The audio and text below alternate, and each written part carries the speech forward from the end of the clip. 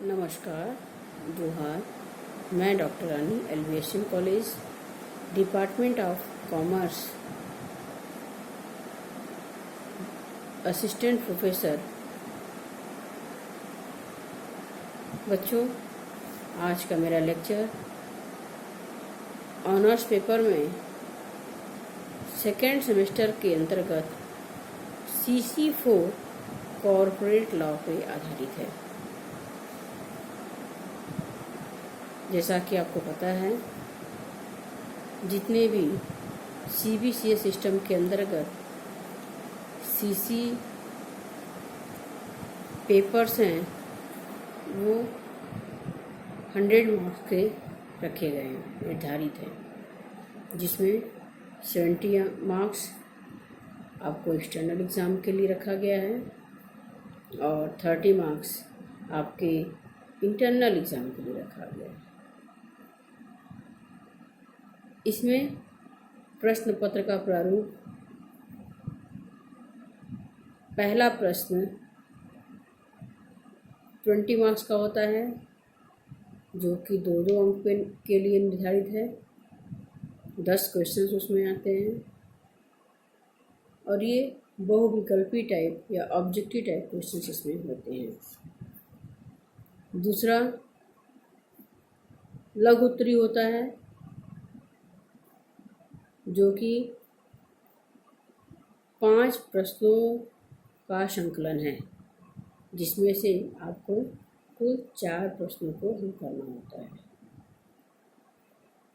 प्रत्येक प्रश्न 5 अंकों के लिए निर्धारित किए गए हैं और इसका आखिरी खंड लॉन्ग आंसर टाइप क्वेश्चंस होता है, जिसमें कुल 3 या 4 प्रश्न दिए जाते हैं और आपको उनमें से किन्हीं 2 को हल करना होता है और इसके लिए कुल 15 मार्क्स या 15 अंक निर्धारित किए गए हैं। इस प्रकार से ये पेपर 70 मार्क्स के लिए है। बच्चों, कॉर्पोरेट लॉ में सबसे पहले आपको इसके इतिहास के विषय में समझना होगा। आपको ये मालूम होगा कि भारत में जो भी नियम बनाए गए, कंपनी अधिनियम या उसके विकास से संबंधित जो भी नियम बनाए गए, वो इंग्लैंड के अधिनियम के आधार पे ही बनाए गए थे। अर्थात सारे के सारे नियम इंग्लैंड के कंपनी अधिनियम के नियमानुसार यहाँ पे बनाए गए और इसमें बीच बीच में कई बार परिवर्तन किया गया। ये परिवर्तन आवश्यकतानुसार परिस्थितियों को देखते हुए किया गया था। इसमें भी आपसे प्रायः 2-2 अंक के विकल्प वाले क्वेश्चन पूछे जा सकते हैं। इसलिए आप लोग अपने नोट्सबुक को निकाल लीजिए, पेन ले लीजिए और जिस जिस सदी में या जिन जिन वर्षों में ये सारी घटनाएं घटित हुई हैं, उसको आप नोट करते चलिए, ताकि आपको पढ़ना और याद करना दोनों ही आसान हो।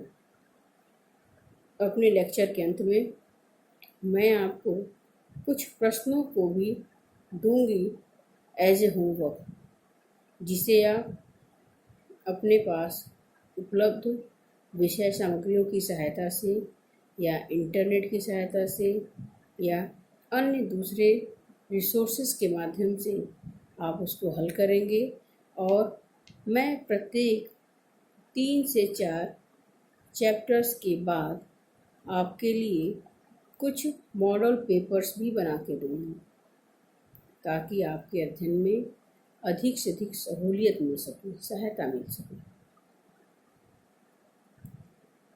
अब आइए अपने विषय पे चलते हैं। 11वीं और 13वीं सदी में इंग्लैंड में कंपनी अधिनियम में कुछ परिवर्तन किए गए जो इस प्रकार से हैं। सबसे पहले थे तो व्यावसायिक संघ को व्यापारिक गिल्ड कहा जाता था।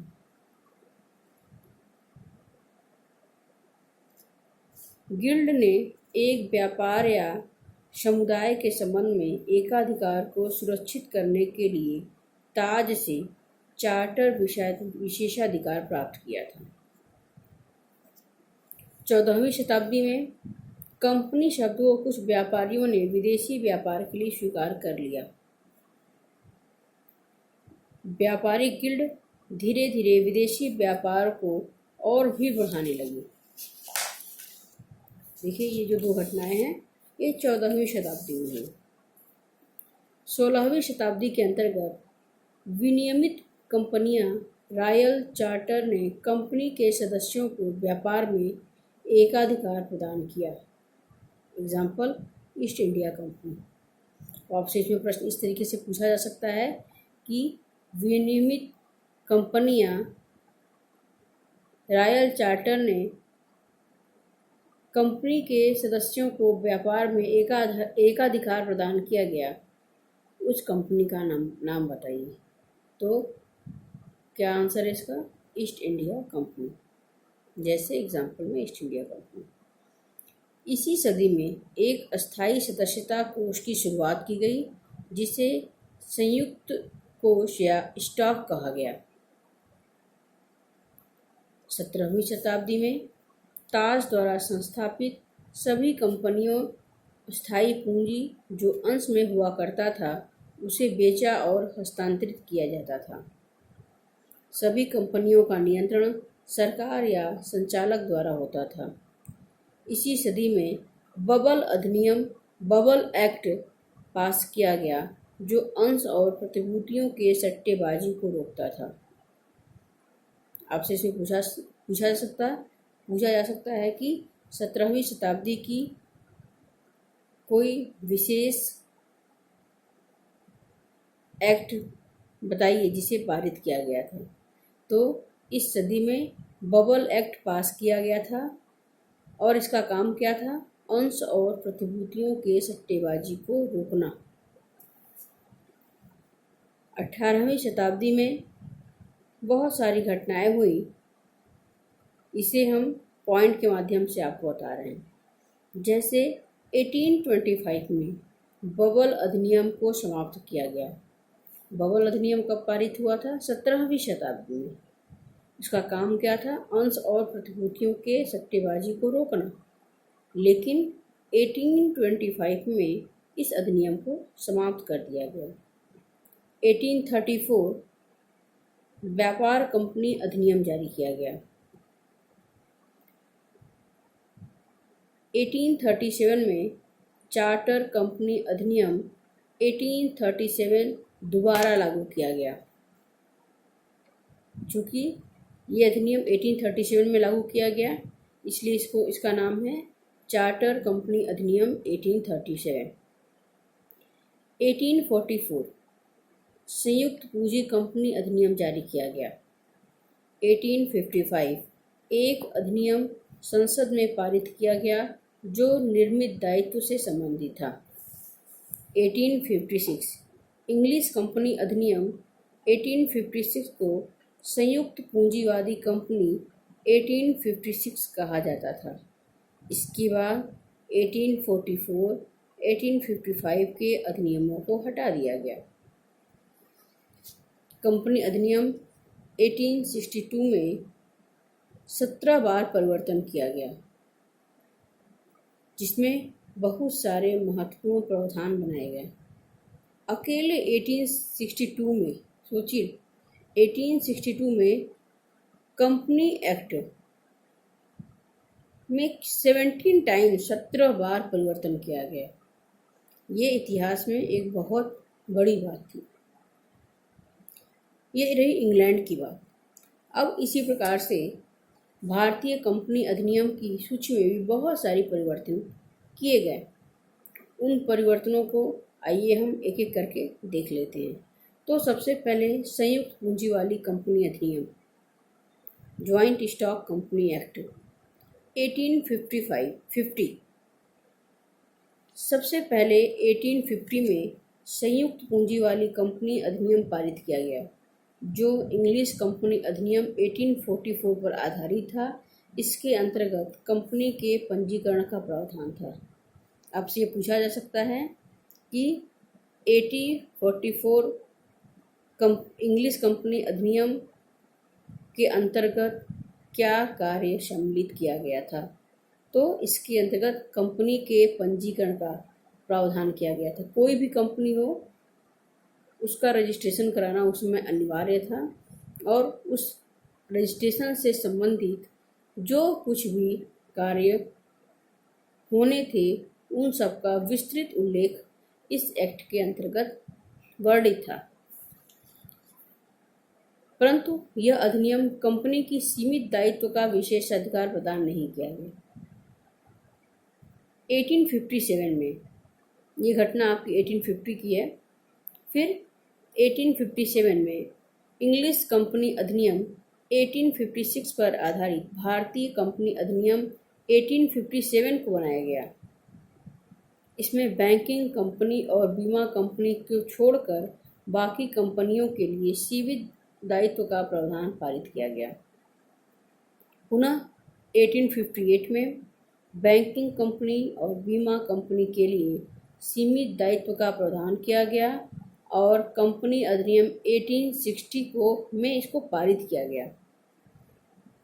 1858 में क्या था? बैंकिंग कंपनी और बीमा कंपनी के लिए सीमित दायित्व का प्रावधान किया गया और कंपनी अधिनियम 1860 में इसको पारित किया गया। 1866 इंग्लिश कंपनी अधिनियम 1862 के आधार पर भारतीय कंपनी अधिनियम 86 पारित किया गया, जिसमें कंपनी के निगमन, नियमन तथा समापन की व्यवस्था की गई कि किस प्रकार से कंपनी को हम प्रारंभ करेंगे, उसका नियमन करेंगे और उसका समापन करेंगे। सारी व्यवस्थाएं इस अधिनियम में रखी गई। और 1882 में कंपनी अधिनियम 86 को रद्द करके 1882 में एक नया कंपनी अधिनियम बनाया गया, जो इंग्लिश कंपनी अधिनियम 1862 की तरह था। यह कंपनी अधिनियम 1913 तक लागू रहा। कंपनी एक्ट, कंपनी अधिनियम 1913 में भारतीय कंपनी अधिनियम 1913 इंग्लिश कंपनी अधिनियम 1918 पर आधारित था। इसमें एक नया एकीकरण अधिनियम स्वीकृत किया गया, जिसमें 288 धाराएं थी और 4 अनुसूचियां थी। आपसे पूछा जा सकता है कि भारतीय कंपनी अधिनियम 1913 के अंतर्गत कुल कितनी धाराएं और कितनी अनुसूचियों को शामिल किया गया था। तो इसका आंसर क्या होगा कि 288 धाराओं को और 4 अनुसूचियों को शामिल किया गया था। इस अधिनियम में कंपनियों तथा अन्य व्यापारिक संस्थाओं से संबंधित नियमों का विस्तृत उल्लेख किया गया था। इसके अधिनियम के अंतर्गत निजी कंपनी के स्वरूप को मान्यता दी गई। इस अधिनियम में 1936 में कई बदलाव किए गए। जो अधिनियम 1930 में बना था, उसमें ही 1936 में बहुत सारे परिवर्तन किए गए थे। 1956 भारत की आज़ादी के बाद सरकार ने सीमित दायित्व की सीमित अध्यक्षता श्रीमान स्वर्गीय एच माना को दी। मामा समिति की सिफारिश के आधार पर कंपनी अधिनियम 1956 पारित किया गया और जिसे 1 अप्रैल 1956 से लागू कर दिया गया। इसमें 58 धाराएं, 58 धाराएं, 14 अनुसूचियां व अनेक प्रपत्र थी। यह अधिनियम संपूर्ण भारत में लागू होता है। नागालैंड, जम्मू कश्मीर, गोवा राज्य तथा दमन दीव केंद्र शासित प्रदेशों में लागू नहीं होता। इस अधिनियम में भी बहुत सारे परिवर्तन किए गए। फिर कंपनी अधिनियम 2013 भारत की अर्थव्यवस्था को देखते हुए कंपनियों से संबंधित कानून में संशोधन करने के लिए एक नया अधिनियम बनाया गया। इसका उद्देश्य कंपनियों को सामाजिक कल्याण में भागीदारी दिलाने, छोटे अंशधारियों को सशक्त करने, एक व्यक्ति वाली कंपनी के निर्माण का प्रावधान किया गया ताकि अर्थव्यवस्था में तेजी से विकास हो सके। इस अधिनियम में 29 अध्याय, 420 धाराएं और 7 अनुसूचियां शामिल थीं।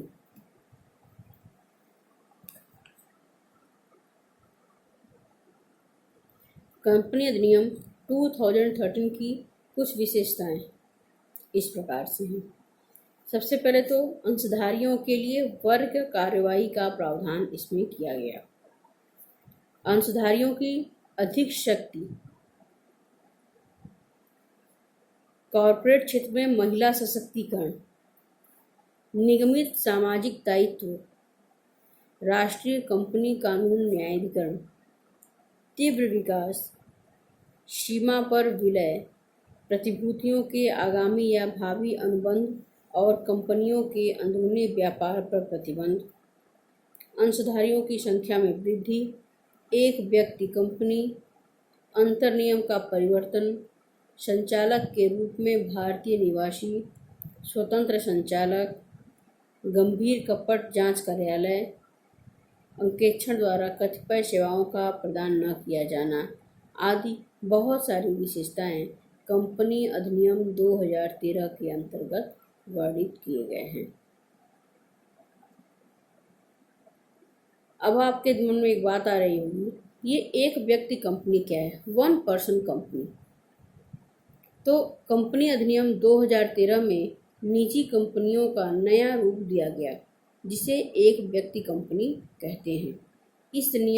इस अधिनियम के अंतर्गत एक निर्देशक और एक अंशधारी कंपनी चला सकता है। स्वतंत्र संचालक। कंपनी अधिनियम 2013 में व्यवस्था की गई है कि शेयर बाजार की सूची में सम्मिलित सभी कंपनियों को संचालक मंडल या 1/3 स्वतंत्र संचालक होना चाहिए। कोई भी स्वतंत्र संचालक ज़्यादा से ज़्यादा 10 सालों तक की कंपनी में रह सकता है।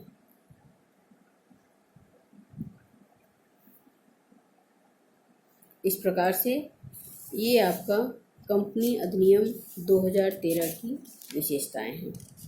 अब आइए बात करते हैं कंपनी अधिनियम 1956 और कंपनी अधिनियम 2013 में क्या क्या अंतर है। अंतर का आधार देखिए, ध्यान देते जाइएगा ताकि आपको बहुत आसानी से समझ में आ सके कि उनमें क्या अंतर है। सबसे पहले आइए बात करते हैं निजी कंपनी में सदस्यों की अधिकतम संख्या। भारतीय कंपनी अधिनियम 2013 के अंतर्गत निजी कंपनी में सदस्यों की अधिकतम संख्या 200 निर्धारित की गई थी, जबकि कंपनी अधिनियम 1956 में ये संख्या मात्र 50 थी। सदस्यों की न्यूनतम संख्या। निजी एवं सार्वजनिक कंपनी के लिए पहले की तरह ही है, परंतु एक व्यक्ति कंपनी के लिए केवल एक सदस्य आवश्यक है, जबकि सार्वजनिक कंपनी के लिए 1956 में 7 सदस्य आवश्यक थे और निजी कंपनी के लिए 2 सदस्य का होना अनिवार्य था। एजीएम के सूचना भेजने का माध्यम। 2013 के अंतर्गत सूचना लिखित या इलेक्ट्रॉनिक रूप में हो सकता है, किंतु 1956 में सभी सदस्यों को इस पर सहमत देनी होती थी। मतलब अगर कोई भी हमें सूचना भेजनी है एजीएम के माध्यम से, तो 1956 में सभी सदस्यों को इस पर सहमत देनी होती थी, तब जाके कोई सूचना एजीएम तक भेजी जाती थी। लेकिन 2013 में सूचना लिखित अथवा इलेक्ट्रॉनिक रूप में हो सकता था। कंपनी अधिनियम 2013 के अंतर्गत पहली समिति सभा जो होती थी वो निगमन के 30 दिनों के अंदर करना अनिवार्य था। जिस दिन कंपनी का निर्माण हो जाता है वह उस दिन से 30 दिनों के अंदर एक पहली मीटिंग वहाँ रखना अनिवार्य था, जबकि कंपनी अधिनियम 1956 में कोई भी निर्दिष्ट समय नहीं था। अंशों को बट्टे में जारी करना।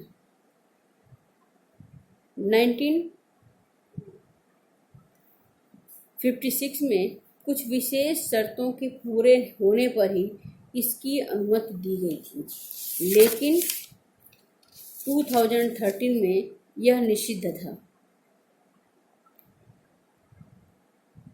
2 समिति सभाओं के बीच समयांतर, जैसे कोई भी 2 समिति की सभाओं को मीटिंग को अगर करना होता था तो 2013 के अंतर्गत 2 सभाओं के बीच समयांतर 120 दिनों से अधिक नहीं होनी चाहिए। 120 मतलब लगभग 4 माह से अधिक नहीं होना चाहिए था, लेकिन 1956 में 4 महीने में एक बार अवश्य हो जाना चाहिए। समिति सभा के लिए सूचना प्रकाशन की समयावधि। अगर समिति सभा के लिए कोई सूचना प्रकाशित करने की बात होती है तो सभा होने से न्यूनतम 7 दिन पहले, जिस दिन भी आपको मीटिंग करना है उसके 7 दिन पहले सूचना को प्रेषित करने की बात की गई थी। ये 2013 के अंतर्गत व्यवस्था था, लेकिन 1956 में इस प्रकार की कोई व्यवस्था नहीं थी, कोई निर्दिष्ट समय नहीं था। समिति के संचालकों का जो संयोजन होता था, 2013 में एक महिला संचालक, एक स्वतंत्र संचालक, एक भारतीय संचालक का होना अनिवार्य था, लेकिन 1956 में इस प्रकार की कोई भी आवश्यकता नहीं थी। संवैधानिक सभा 2013 में कोई विशिष्ट प्रावधान नहीं था, लेकिन 1956 में सार्वजनिक कंपनी के लिए इसके आरंभ होने के 1 महीने के बाद, परंतु 6 महीने के पहले ये अनिवार्य था। इसका उद्देश्य MOA के उद्देश्य वाक्य में कुछ बातों को विशेष रूप से उल्लेखित किया गया था। 2013 के अंतर्गत कंपनी का निगमन किन उद्देश्यों के लिए किया गया, अन्य आवश्यक तथ्य, लेकिन 1956 में MOA के उद्देश्य वाक्य में मुख्य उद्देश्य, प्रासंगिक एवं सहायक उद्देश्य और अन्य उद्देश्य अर्थात कुल 3 उद्देश्यों के बीच सारी बातों को उद्देश्य वाक्य के रूप में लिखना अनिवार्य था। पहले एजीएम के लिए अधिकतम अवधि समापन से 9 महीने तक 2013 के अंतर्गत, लेकिन 1956 में निगमन से 18 महीने तक अथवा खातों के समापन से 9 महीने तक जो तिथि पहले हो उसमें पहले एजीएम के लिए अधिकतम अवधि को निर्धारित किया गया था। इस प्रकार से ये कुछ महत्वपूर्ण और छोटी छोटी बातें कंपनी अधिनियम 2013 और 1956 के बीच अंतर को स्पष्ट करता है।